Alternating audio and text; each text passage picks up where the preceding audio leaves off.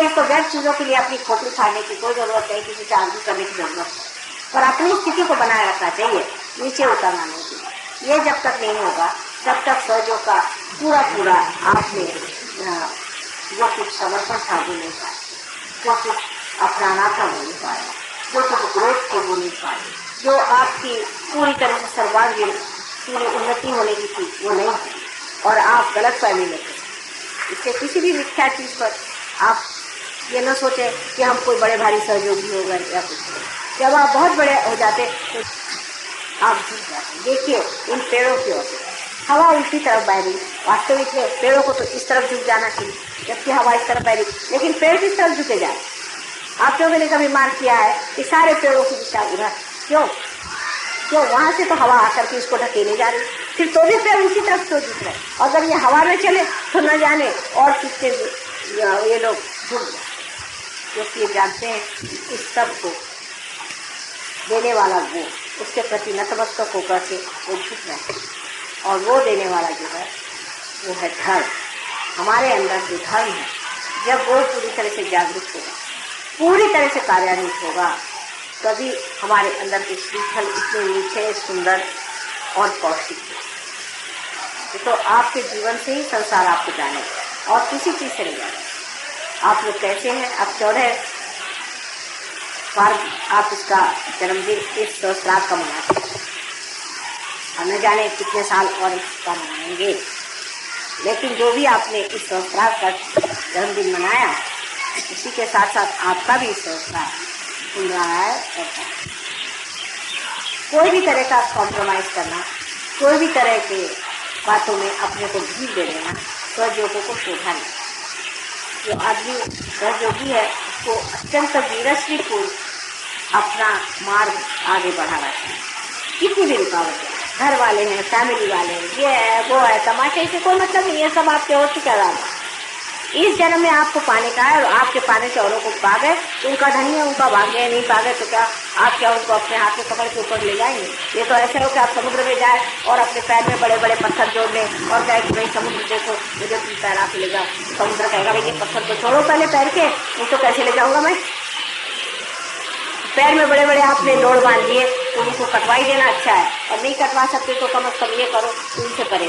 तो ऐसे हो कि आप समुद्र में जाए और अपने पैर में बड़े बड़े पत्थर जोड़ लें और कहे कि भाई समुद्र देखो मुझे तुम तैरा के ले जाओ। समुद्र कहेगा भाई ये पत्थर तो छोड़ो पहले पैर के, नहीं तो कैसे ले जाऊंगा मैं? पैर में बड़े बड़े आपने लोड़ बांध दिए तो उनको कटवाई देना अच्छा है, और नहीं कटवा सकते तो कम से कम ये करो उनसे परे। इस तरह की चीजें जो जो आपने पैर में बांध रखी है उसे एकदम तोड़ ताड़ के ऊपर कहना चाहिए आपको जो करना है करिए, लेकिन हमसे कोई मतलब नहीं, क्योंकि और ऐसे ही की बाधाएं हैं, और ये फालतू की बाधाएं लगा लेने से भी कोई फायदा नहीं। इस तरह से ये पेड़ देखिए इतना भारी फल, इसको खाए ऊपर इतना भारी होता है फल, के अंदर पानी होता है, इस फल को इसने आपके ऊपर। इसी प्रकार आपको भी इस सर को उठाना, और इस सर को उठाते वक्त याद रखना चाहिए इस सर को नतमस्तक होना चाहिए समुद्र की ओर। समुद्र जो है ये धर्म का है, उसको धर्म की ओर रखिए। बहुत से सहयोगी समझते ही नहीं है कि जब तक हम धर्म में पूरी तरह नहीं उतरते हम सहयोगी हो ही नहीं।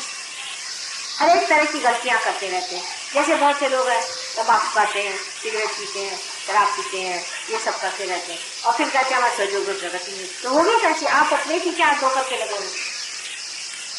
सहयोग के जो छोटे छोटे नियम है, बहुत सिंपल सारे हैं, जिसके लिए आपको शक्ति मिली है, वो पूरी तरह से आप अपने आचरण में, व्यवहार में, और सबसे बड़ी चीज जो इनके झुकाव में है वो नतमस्तक होना और उस प्रेम को अपने अंदर से दर्शित करना। जो कुछ आपने परमात्मा से पाया उस प्रेम को परमात्मा को समर्पित करते हुए याद रखना चाहिए कि सबके प्रति प्रेम है। अंत में यही कहना चाहिए कि जिस मस्तिष्क में, जिस सहस्त्रार में प्रेम नहीं हो वहाँ हमारा वास नहीं। सिर्फ दिमाग में प्रेमी की बात आनी चाहिए कि प्रेम के लक्षण में क्या था। गहराई से सोचे तो मैं फिर वही कह रही हूँ कि दिल को कैसे हम प्रेम में ला। यही सोचना चाहिए कि क्या मैं ये प्रेम में करना, ये क्या प्रेम में बात हो रही है, सारी चीज मैं प्रेम में करना, ये सब कुछ बोलना मेरा, करना धरना सब क्या प्रेम में हो रहा है। किसी को मार पीट भी सकते हैं आप प्रेम में, और बहुत बात हो तो मार सकते हैं। लेकिन ये क्या प्रेम में हो रहा है। देवी ने इतने राक्षसों को मारा, वो भी प्रेम में ही मारा।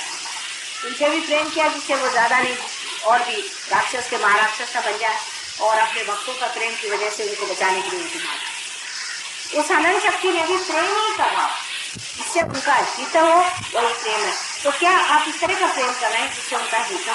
ये सोच अगर कर रहे हैं तो आपने वो चीज पा दी जो मैं कह रही थी कि सामंजस्य आना चाहिए, तो सामंजस्य आप कर रहे हैं।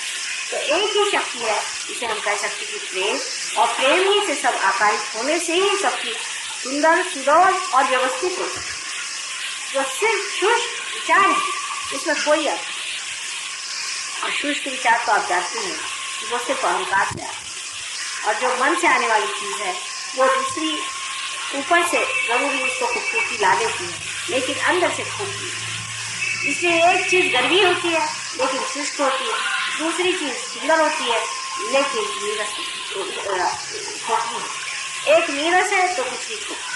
दोनों चीजों का सामंजस्य इस तरह से बैठ ही नहीं सकता, क्योंकि एक दूसरे के विरोध।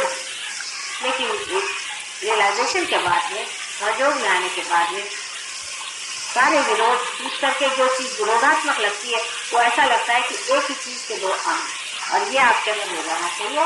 लेकिन ये चीज घटित होगी तब हमें मानना पड़ेगा कि हमने अपने संसार का 14वां जन्मदिन पूरी तरह से मान लिया। परमात्मा आप सबको सुखी रखे, और इस शुभ अवसर पे हमारी ओर से और सारे देवता की ओर से, परमात्मा की ओर से आप सबको अनंत आशीर्वाद।